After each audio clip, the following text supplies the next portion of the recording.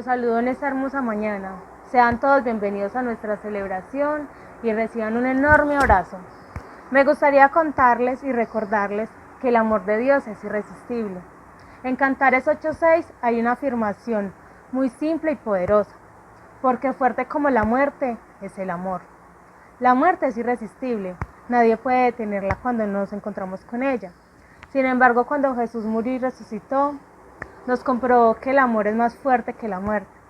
La fuerza negativa más poderosa del universo fue vencida por la fuerza positiva más irresistible del universo, el amor de Dios.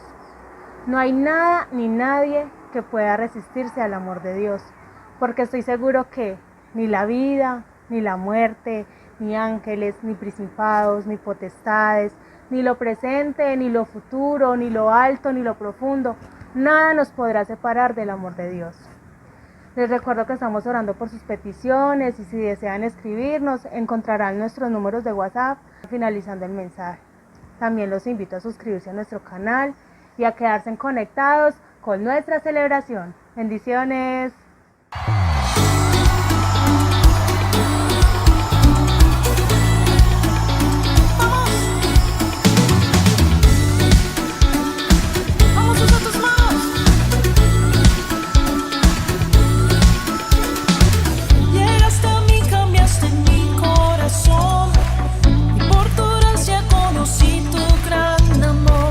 Los años han pasado ya, Señor, y todo lo que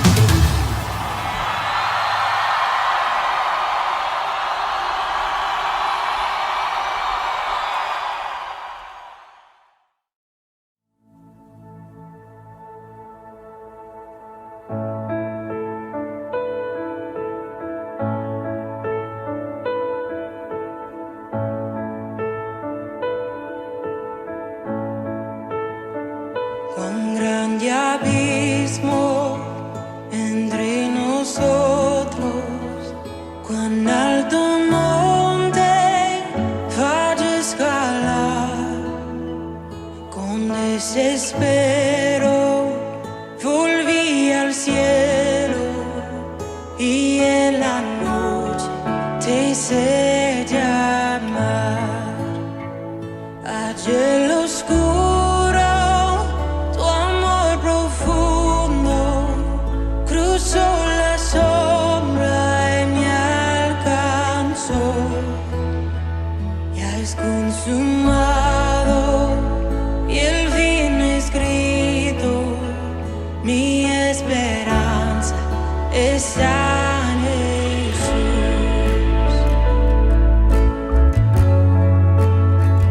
¿Quién imagina piedad tan grande, tan plena gracia al corazón? El Dios eterno dejó su gloria, de mi pecado Él se vistió. La cruz hablado, soy perdonado, el Rey de Reyes me adoró.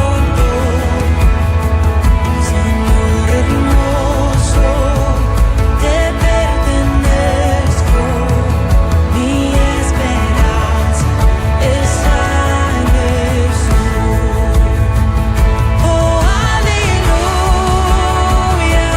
sea que me libertó, aleluya, de la muerte me arrancó, las cadenas quebrantó, y en su nombre hay salvación, mi esperanza está en Jesús.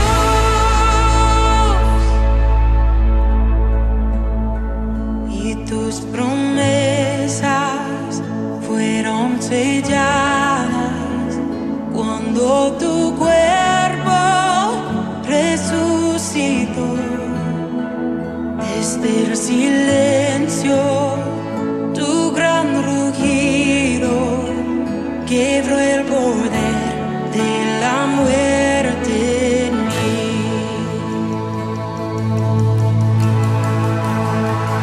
Y tus promesas fueron selladas cuando tu cuerpo resucitó. Desde el silencio, tu gran rugido quebró el poder de la muerte en mí. La victoria está en ti.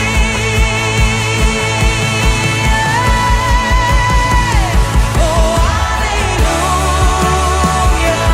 sea que me libertó, aleluya,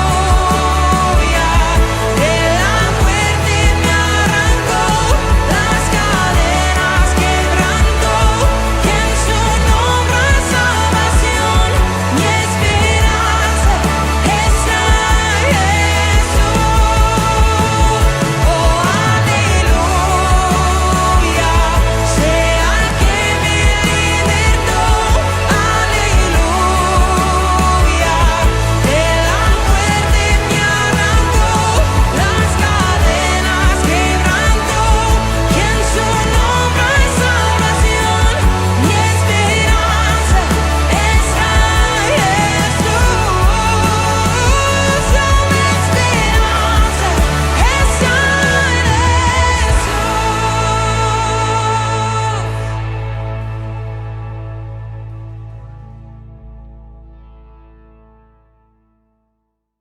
Hola, buenos días, bendiciones, ¿cómo estamos? Qué bueno tenerles nuevamente con nosotros. Es una bendición enorme, enorme, enorme saber que están del otro lado. Hoy que nos reunimos virtualmente a encontrarnos con Dios, con nuestra familia, con nuestros amigos, a saber que tenemos las ideas claras de lo que Dios quiere con nosotros, es importante que este tiempecito que vamos a sacar lo aprovechemos al máximo. Así que no nos desenfoquemos y por el contrario, aunámonos más a Dios, acerquémonos más a Él, llenemos nuestra vida de Él, tengamos presente que Él es lo suficiente en nosotros. Así que bienvenidos a nuestra celebración. Abrace al que tiene a su lado, a su hermano, a su hermana, a su papá, a su mamá, a sus hijos, a su familia, a sus amigos, a quien tenga al lado, a su mascota, si la tiene. Abrácela y dele esa expresión de cariño, que eso nos rejuvenece. Excelente. Bueno, hoy quiero hablarles de algo que en estos últimos tiempos se está presentando. Y no en vano el Señor lo escribió hace mucho tiempo, porque parece ser que a través de las épocas ha existido este flagelo en la vida de las personas, ¿no? Y a hoy es más acentuado porque la competencia hace que los seres humanos quieran ir a pasos agigantados, a cumplir metas, y muchas veces sobresaltan códigos y normas y quieren llegar como sea, a costa de lo que sea, a sus metas y objetivos. Pero Dios tiene muy presente eso en la vida de todos nosotros y nos ha dejado pautas y enseñanzas que debemos tener en cuenta, ¿de acuerdo? Así que vamos a hablar de un tema específico, es huye, no corras. Quiero tomar este tema así en un juego de palabras basado en una historia del Antiguo Testamento, pero antes quiero que leamos en el libro de Mateo. Vamos a leer en el libro de Mateo el capítulo 13. Después del verso 18 está toda la explicación de la parábola del sembrador que todos hemos leído de que la semilla que el sembrador salió a sembrar cayó en 4 diferentes terrenos. El verso 18 dice: oigan pues ustedes la parábola del sembrador. Cuando alguno oye la palabra del reino y no la entiende, viene el malo y arrebata lo que fue sembrado en su corazón. Este es el que fue sembrado junto al camino.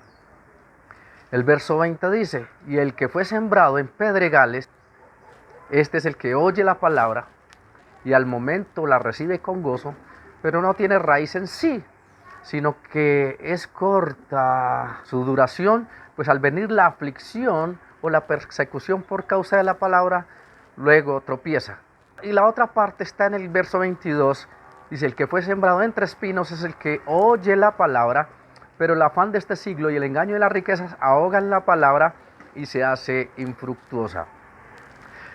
Y el verso 23 dice: más el que fue sembrado en buena tierra, este es el que oye y entiende la palabra y da fruto y produce a 100, a 60 y a 30 por uno. Si analizamos allí, todos escucharon y atesoraron la palabra. Ojo, escucharon y atesoraron la palabra por algún tiempo. Los 3 primeros tuvieron dificultades con retenerla.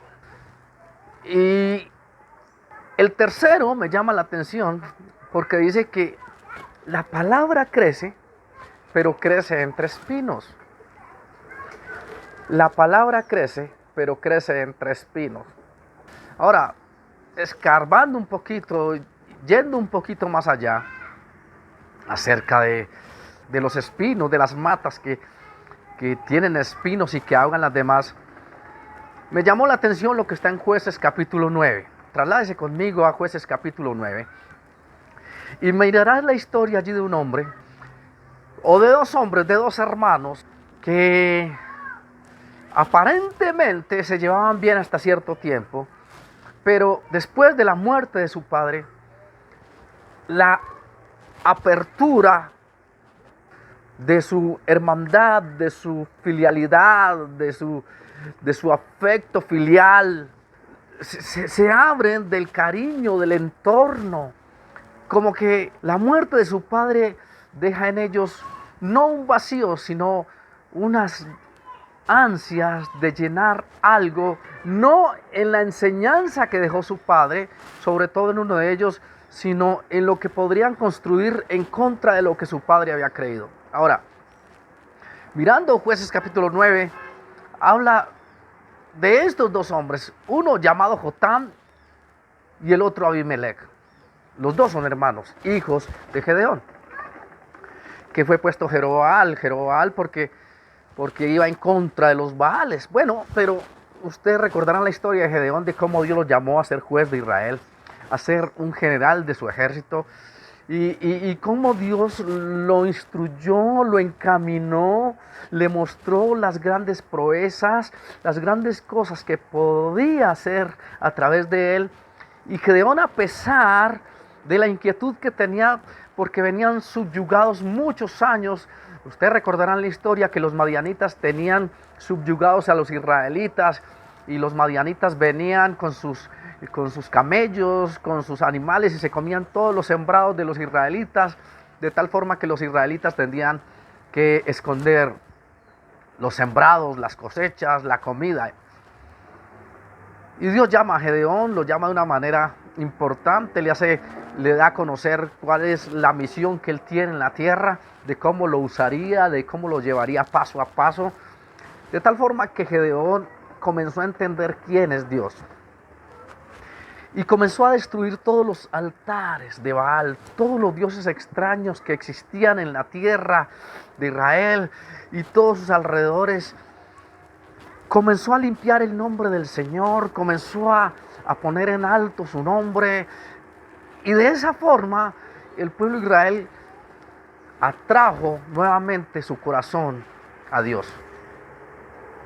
Pues dice la Biblia que fueron 40 años los que Gedeón juzgó a Israel. Uno de los jueces con mayores logros, uno de los jueces con más importancia en la historia bíblica, uno de los jueces que dio un descanso a Israel, de tal forma que Israel se relajó y llegó a una calma excesiva.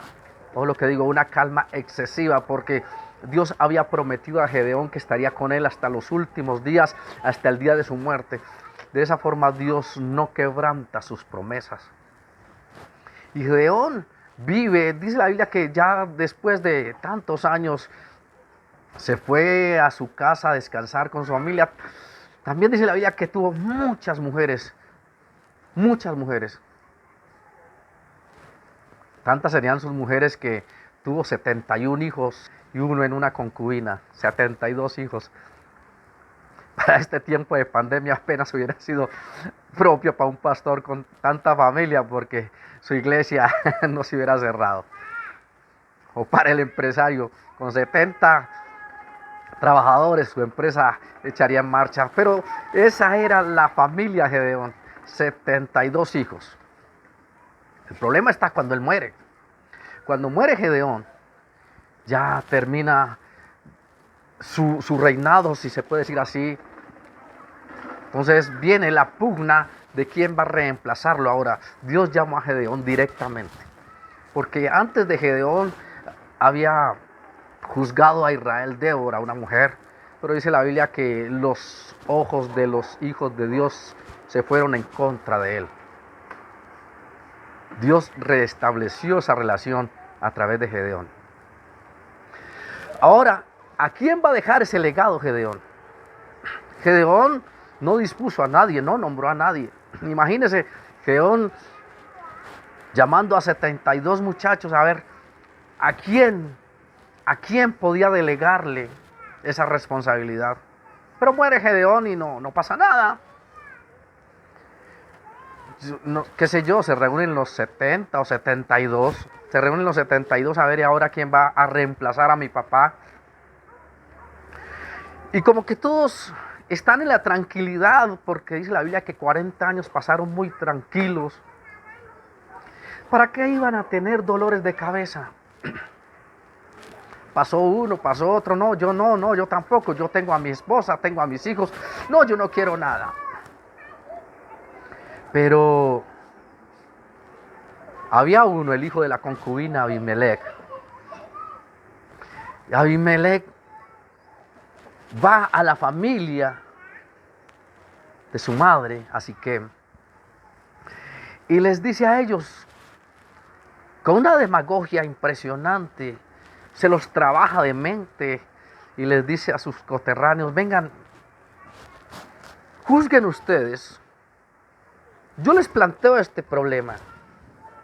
Mi padre ha muerto y hay 70 allá que dicen que van a gobernar en conjunto y me han dejado a mí por fuera. Les dice a los de Siquén, a sus hermanos, juzguen ustedes si quieren que los gobierne uno solo o 70. ¿Y quién sabe qué más tendría el discurso de Abimelech? Porque en Siquén se habían vuelto a levantar los dioses o los altares a Baal, ya tenían un templo, el templo de Baal Berit, ya tenían el templo de Siquén, ya ellos como que se habían apartado de sus otros hermanos y ya tenían un Dios propio, un gobierno propio, un pensamiento propio, pero ellos vivían de las bondades del pueblo de Israel, vivían de todas esas bondades, de las promesas, de tal forma que en esa tranquilidad ellos volvieron y retrocedieron y dieron su espalda nuevamente a Dios. En esa tranquilidad, en ese sosiego, en esa calma absoluta. Entre otras cosas, la palabra calma es un término marítimo que es cuando la nave se queda estancada en las aguas y no puede avanzar porque el viento desaparece. Y al desaparecer el viento, el sol penetra profundamente y las personas que están en las naves se insolaban porque el viento no llegaba y la nave no se movía. Bueno, realmente el término calma absoluta tiene una palabra que para nosotros los colombianos, o yo no sé si los latinos, se oye un poco escueta, se llama calma chicha.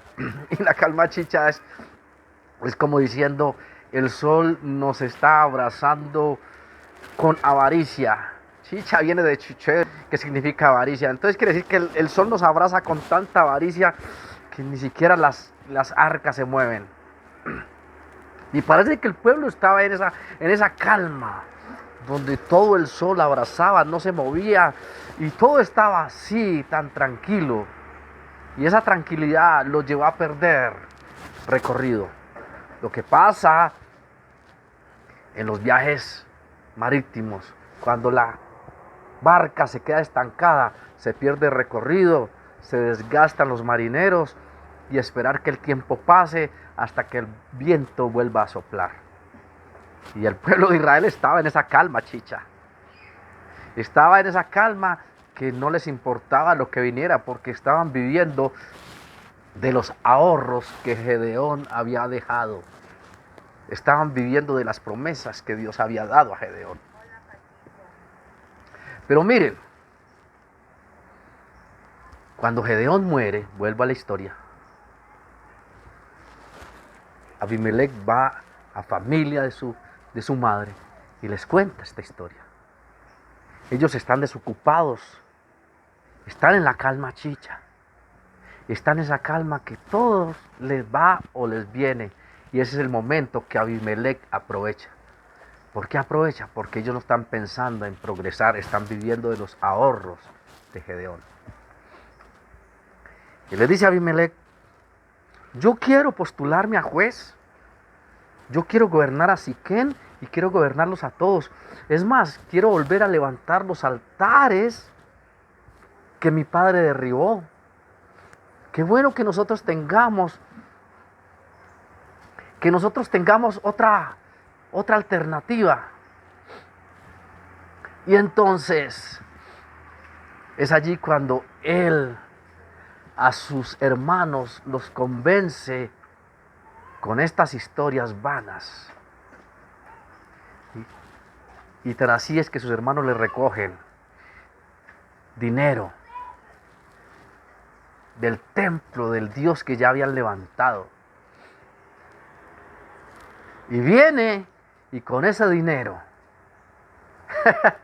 es impresionante, porque les dice, yo soy carne de su carne y hueso de sus huesos, no me abandonen en este momento. Cual político de la época, cual político de hoy. Con engaños llegan. Y el verso 4 del capítulo 9 dice que le dieron 70 ciclos de plata del templo de Baal-Berit. Ya habían construido un templo a otro Dios. ¿Y sabes qué hace Abimelech? Alquila hombres ociosos y vagabundos que le siguieron. En esa mente letargada, en esa mente ociosa, en esa mente que no sueña, allí están. Y esos son los hombres que Abimelech contrata, porque esos son los más susceptibles a ser engañados. Por eso nosotros tenemos que tener nuestra mente ocupada. Por eso cuando el Señor nos dice, ámenme a mí con toda su mente, es porque tenemos que enfocarnos en Él.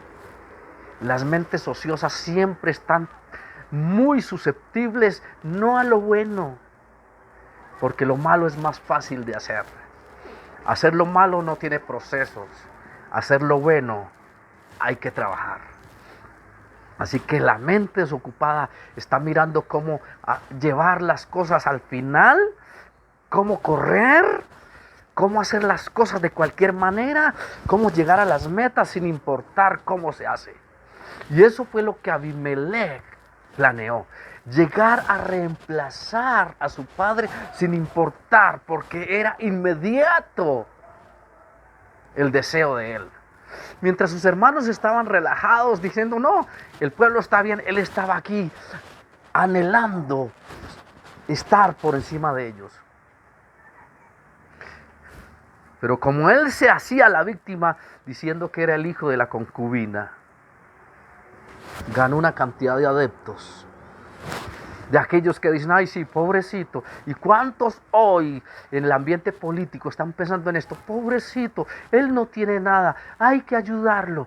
Y eso es lo que muchos manejan en su mente, creyendo de que van a un final feliz.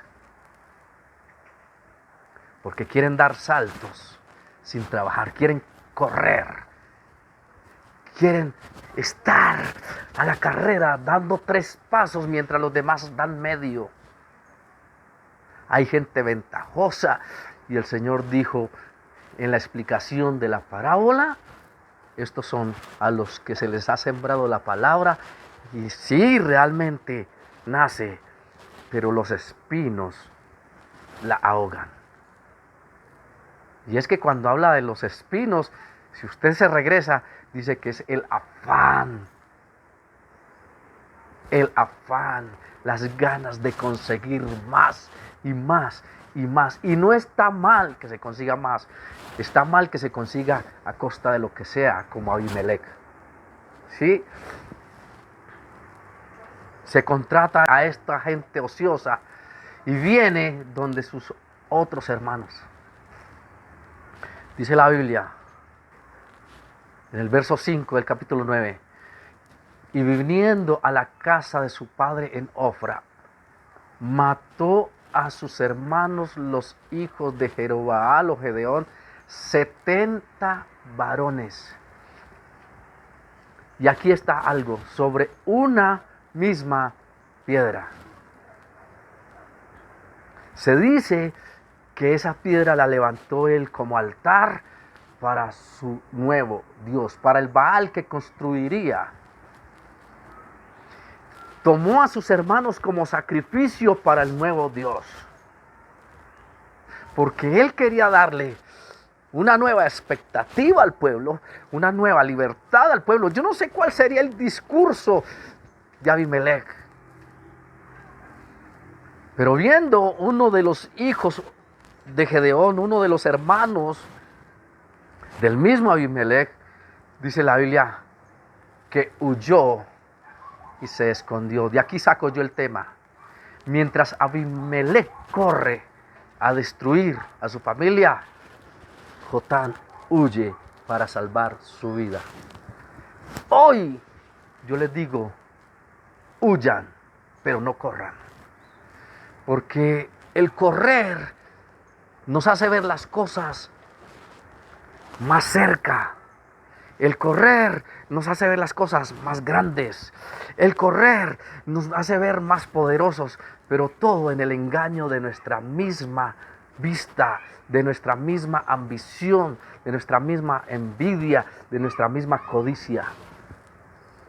El huir hace que yo sea precavido y trate de salvar lo que tengo y lo que me rodea.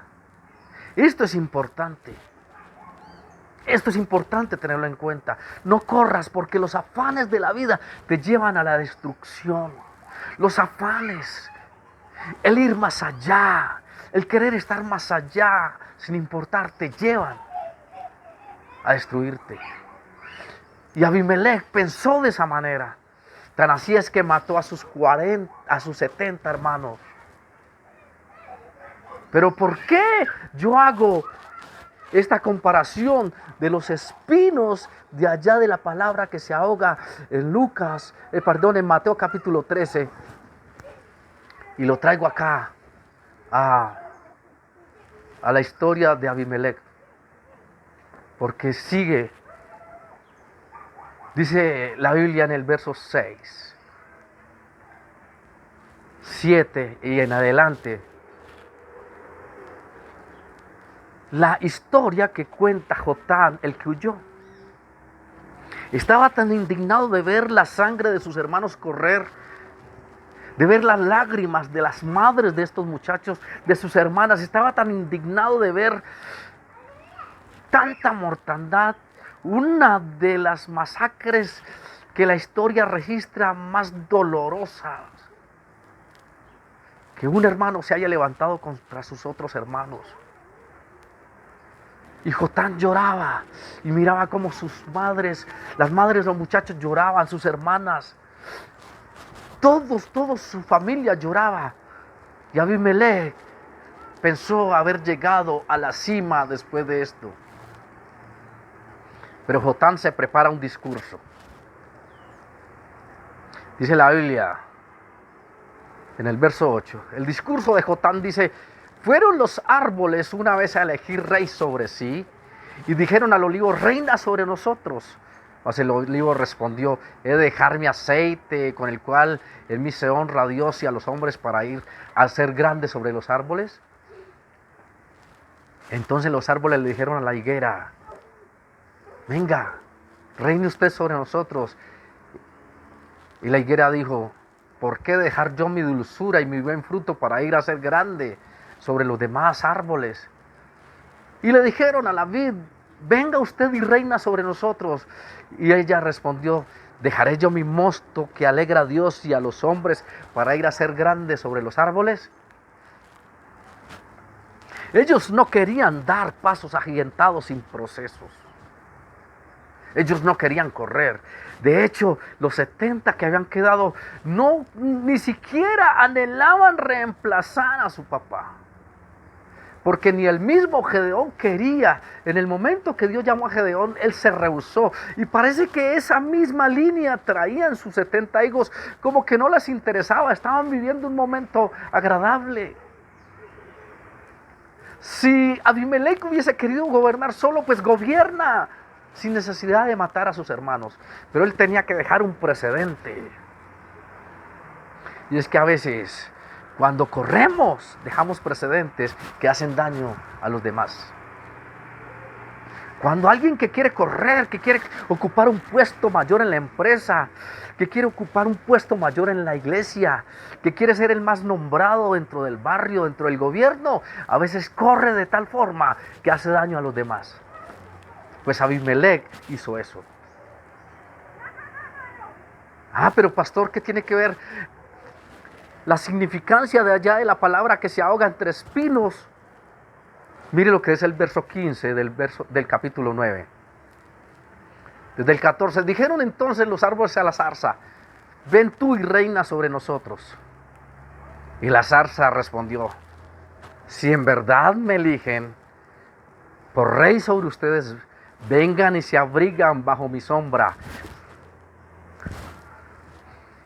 Y si no, salga fuego de la zarza y devore los cedros del Líbano. Mire lo que pasa. La palabra de Gedeón había tenido cabida en el corazón de Abimelech.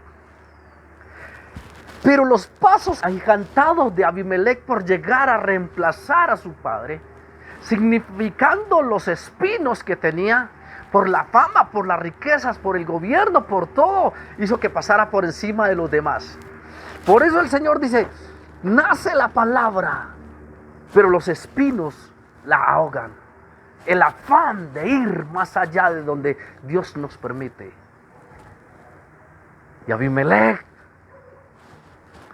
cual zarza, abraza a sus hermanos y los consume. Después mirarán ustedes cuando tengan tiempecito en la casa lo que pasó con Abimelech.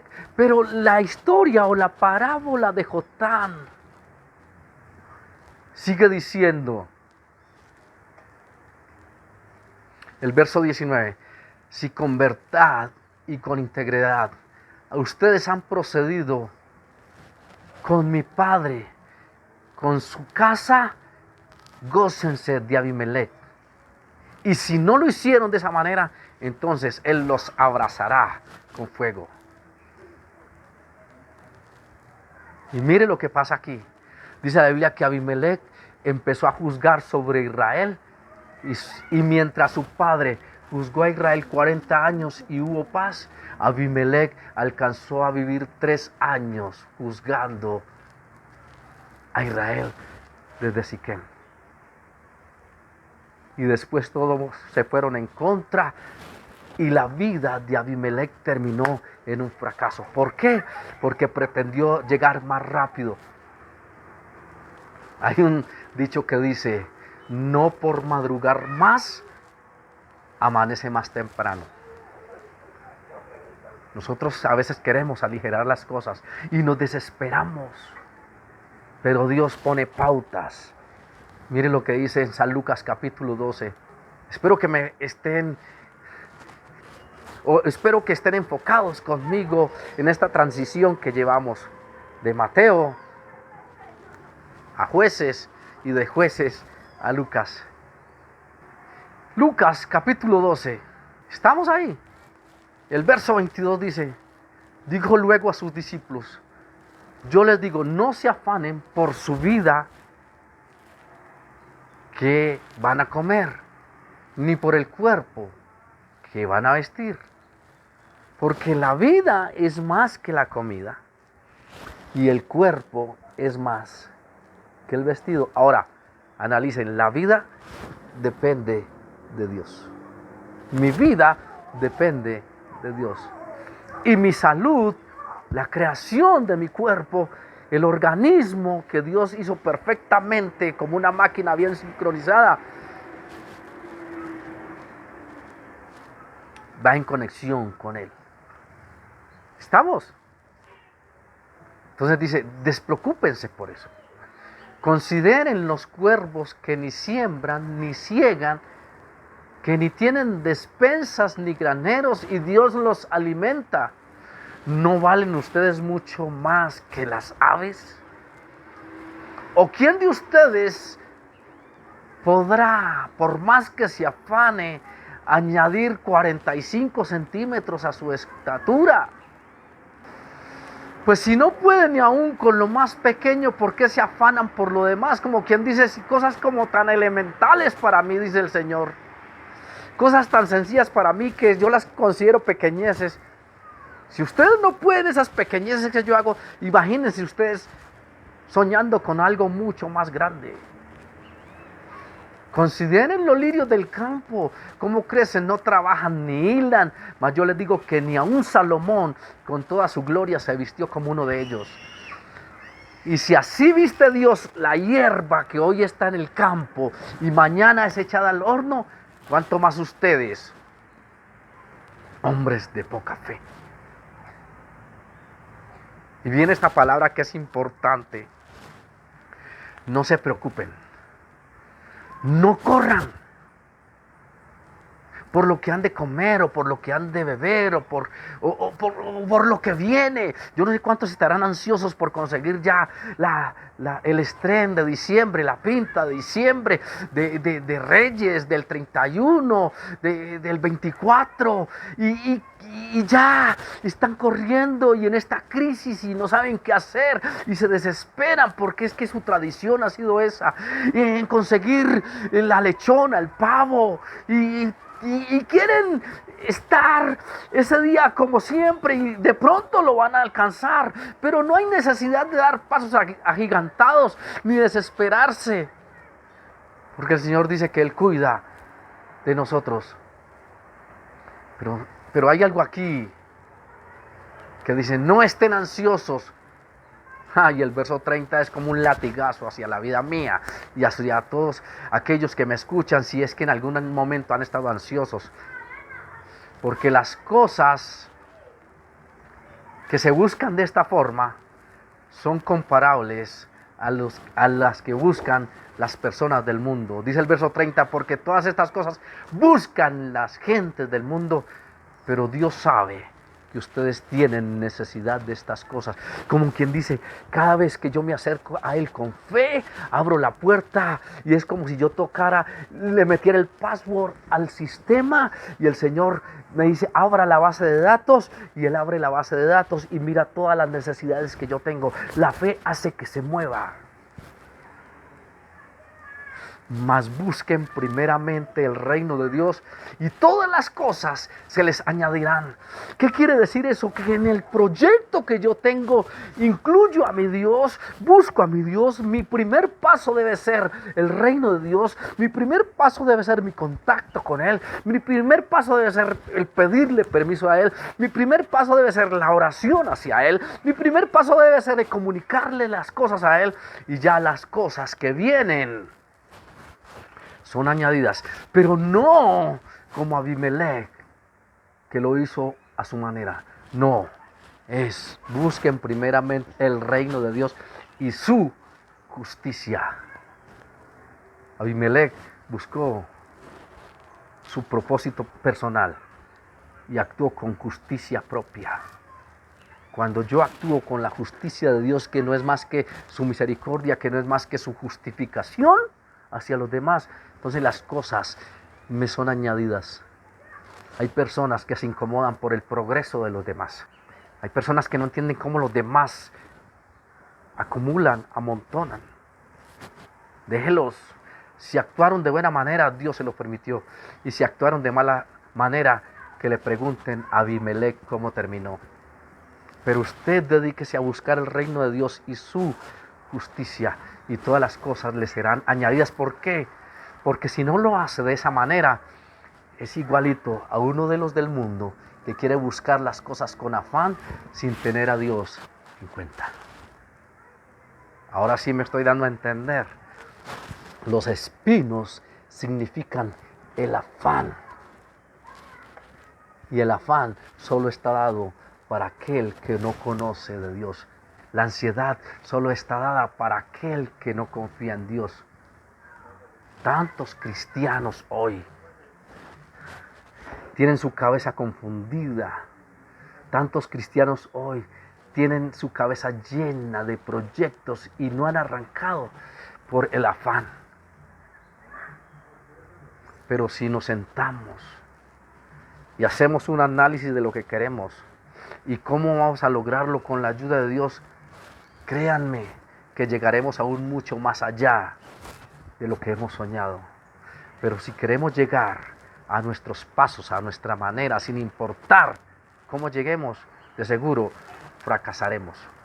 Es probable que esta palabra haya sido sembrada en su corazón, le haya llegado a su corazón. Es probable que su padre le haya hablado, su pastor le haya hablado.